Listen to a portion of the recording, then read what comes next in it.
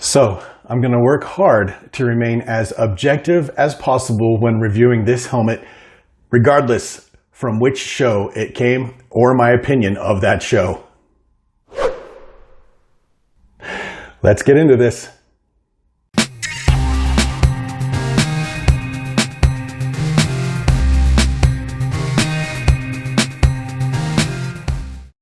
All right, welcome to another episode of Paul's Collectibles. It's good to have you, as always. I appreciate you joining me. And today we're talking about yet another full-size Star Wars helmet. This time it's the Black Series, the Stranger helmet from the Disney Plus series, The Acolyte. Now this one came from online, Big Bad Toy Store, and I just got it in today. Now, I will tell you that I am not worried about what anybody else thinks of specific TV shows or any of the media from Star Wars. I can only give you my opinion.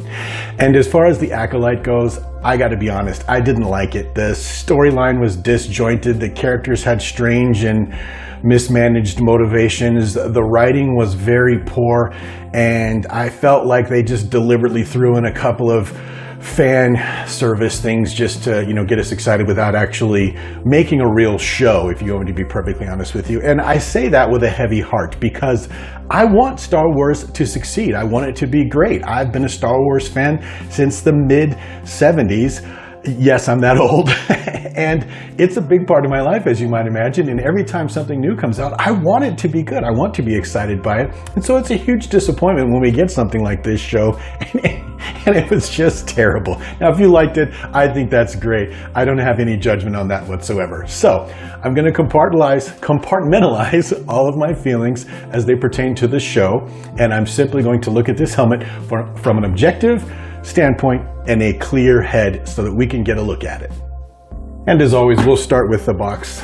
Black Series is still using that 5-sided box that they do for their helmets, where you get some schematic pictures and an actual picture of the helmet from different sides, like you get here. And then there's that standard Black Series insert that we're used to getting. That's really pretty cool. And then there's the partial schematic. And this one says for the electronics, it has the interior welcome light. And if you recall, the Armorer helmet, of which I have a video review, also had that same thing, and it was kind of silly and didn't make much sense.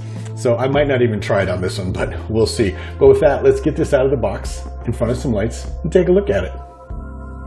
All right, there it is out of the box, and it comes in one piece, so you don't have to put anything together. And this head rig comes inside the helmet. And if you look very closely, you can see on the ends here, there are these little round notches. And in the interior of the helmet, there are two wells on either side that these will pop in and pop out of. It's easier to adjust this thing once you pop it out. And to get it out, you just put your hand right here and pull straight out, and it'll pop right out. And as you can see, nothing breaks. Then you can adjust this rig on your head so that it fits, and then you can pop it back in. Or if you're like me and this thing just doesn't get big enough because the helmet's already just barely the right size, you can pull it all the way out and put your own padding in. And that's the case with me this time. This one just barely fits on my head, as you'll see later on. Okay, and as I promised, I'm going to be as objective about this helmet as possible.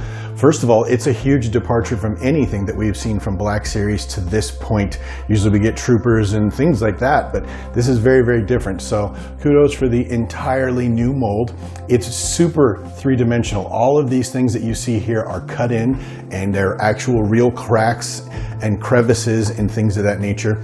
The weathering on it looks really good compared to what we see in the show, and I'm actually very impressed. And where there's cracks, you can see that they have weathered it lighter, and then the exterior parts are darker. And if you come down here, you can see the teeth, very, very well done. These are all three-dimensional, super weathered, got the good black wash in there. And then this piece down here is kind of separate looking. It looks specifically different.